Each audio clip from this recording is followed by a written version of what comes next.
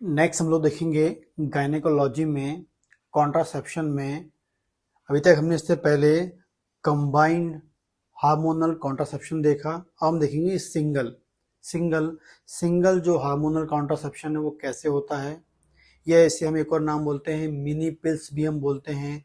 Exactly ये है progesterone. Single एक मेडिसिन या single hormonal contraception, mini pills या प्रोजेस्टेरॉन, तीनों में से कोई भी एग्जाम में क्वेश्चन आ सकता है। ठीक, इसका यूज होता है क्लिनिकल प्रैक्टिस में। हर गायनेकोलॉजिस्ट इसको यूज करती है, डिफरेंट टाइप से यूज करती है, डिफरेंट क्लिनिकल कंडीशन में यूज करती है। कैसे करती है सब हम लोग देखने वाले। यदि हम बात करेंगे प्रोजेस्टेरॉन की, जो प्रोजेस्टेरॉन होता है, प्रोजेस्टेरॉन ओनली मेथड कॉन्ट्रासेप्शन, जो सिंगल प्रोजेस्टेरॉन जो है वो अवेलेबल है मार्केट में oral, injectable, implant and intra uterine system. ठीक है ना, इंट्रा यूट्राइन सिस्टम मतलब हो गया इसमें IUCD, intra uterine contraceptive device, intra uterine contraceptive device. तो जो प्रोजेस्टेरॉन है मार्केट में अवेलेबल है 4 अलग अलग डिफरेंट कंडीशंस में।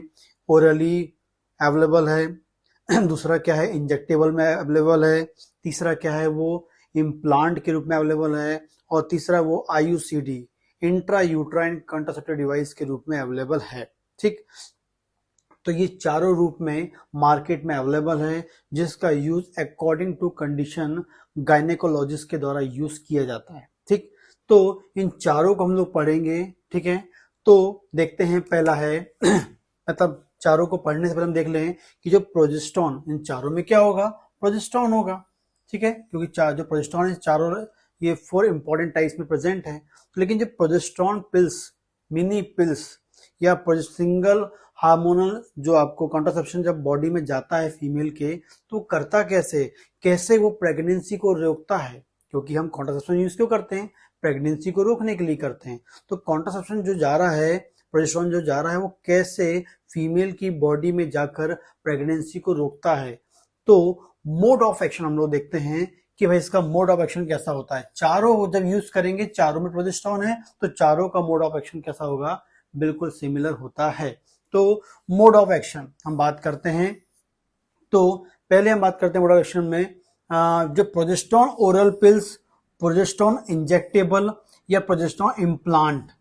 ठीक है, इन चारों में से ओरल, इंजेक्टेबल और इम्प्लांट, ऐसे तीनों कंडीशन यूज करते हैं। ओरल यूज करें, इंजेक्टेबल यूज करें, इम्प्लांट वाला फॉर्म यूज करें, तो वो फीमेल की बॉडी में जब इसको यूज करते हैं तो क्या करता है।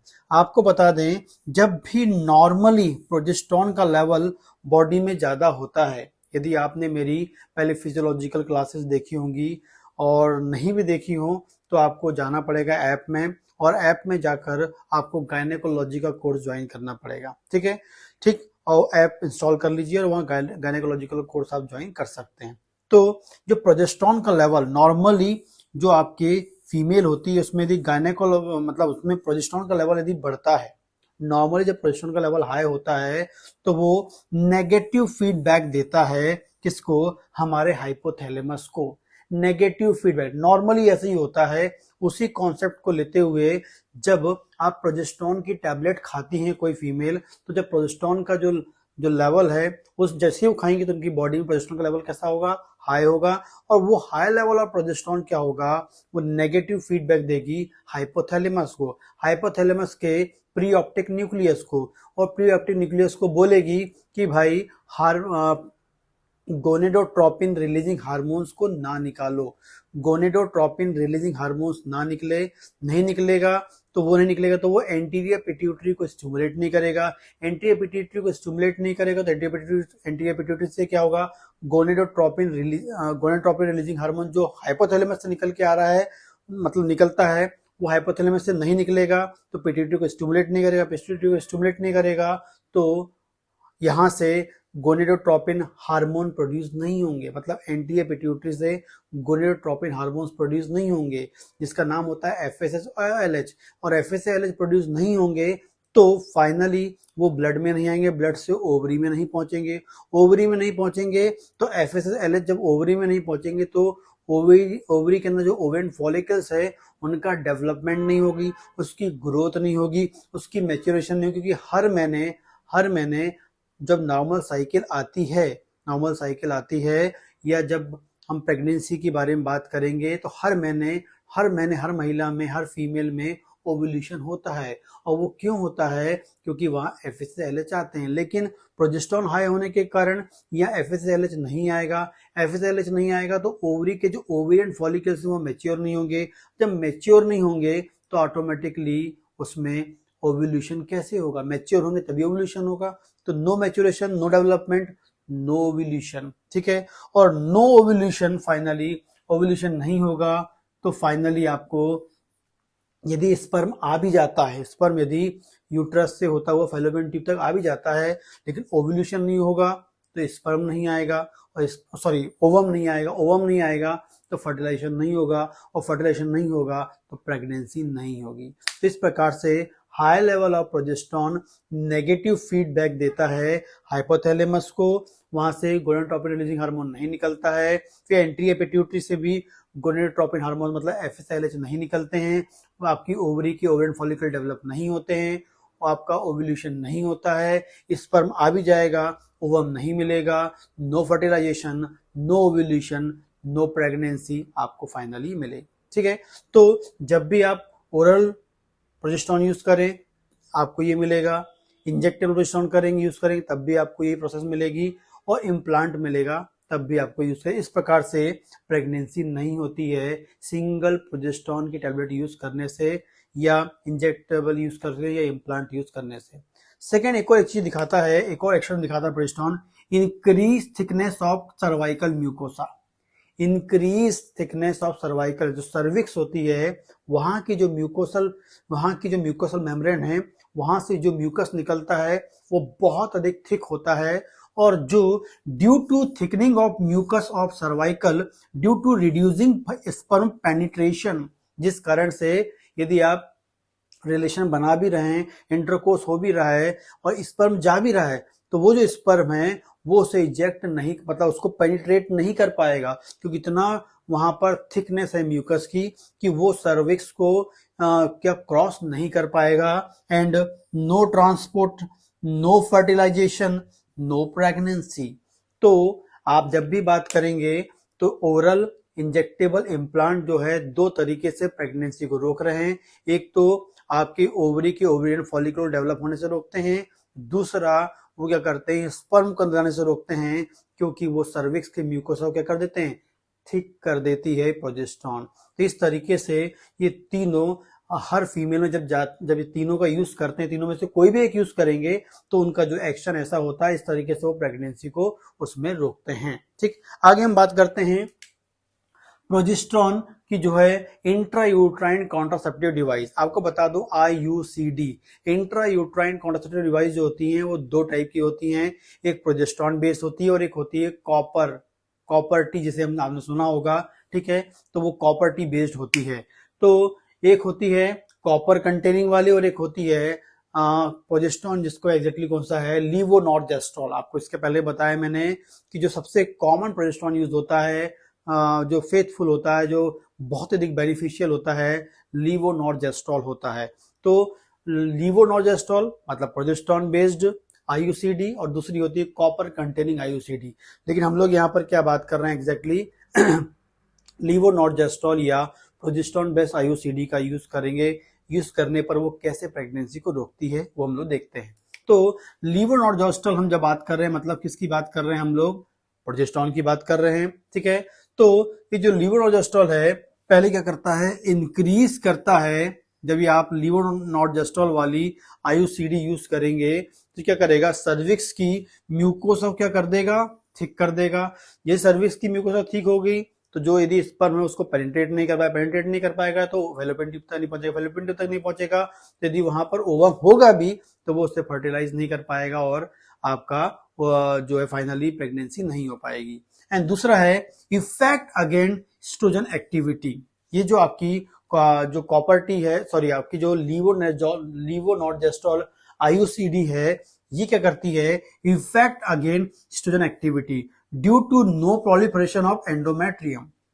आपको नॉर्मली पता होगा कि शुरू के 15 दिन जैसे ही आपकी साइकिल चालू होती है तो शुरू के 15 दिन ईस्ट्रोजन होता है।